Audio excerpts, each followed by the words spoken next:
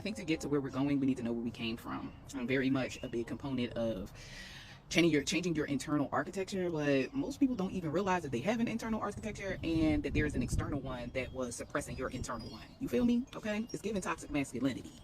But it was real cute, very informative, and I let it in the sense of, well, the reason why I did this is because, you know, sometimes when people find you, they don't know your origin story. And my origin story is basically realizing that there was a program that was running on top of or latent in the background of my own program, basically suppressing mine. So it was a program making my program silence.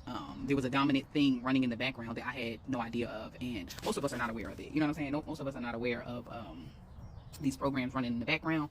And within the video, the masterclass, I also explained that to me, I feel like kind of seeing yourself or explaining this information through the sense of a computer is top tier. And the reason why I say that is because you're a computer, you're a biocomputer, and looking at the computer as a way of looking at yourself, you kind of can see the mechanics of you. You can literally use the law of correspondence to find everything that's within a computer that is a computer. You can find it in you. And when you see these correlations, you realize, oh shit, the computer has been mirroring me.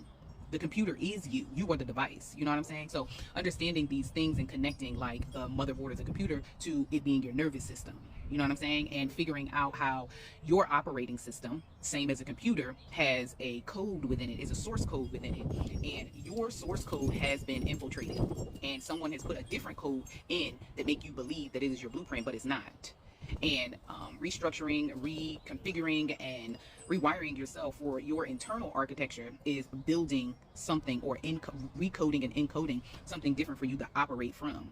Anyway, it was real cute. It was real cute. I talked about how what we're really doing is moving into the Holy Trinity operating system. And I'll say this real quick and I'll get off. So within the last era, it was the Piscean age, it was the earth age, it was very excessive, unhealed, masculine energy, right? So there's this idea that everybody's talking about the divine feminine coming back, which is true, right?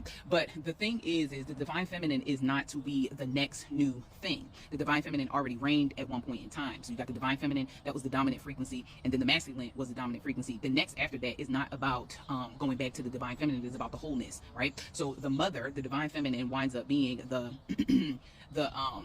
the software, you know what I'm saying? The software is being healed because when she reigned, when the divine feminine reigned, you know, she wasn't really, you know what I'm saying? Like she went a little overboard too. You understand what I'm saying? So she went a little overboard too. So in this phase of the Holy Trinity, the Holy Trinity operating system, it is allowing the masculine and the feminine to repair their relationship, to then have a child, the Father, the Son, and the Holy Spirit, you know what I'm saying? But to have a child of a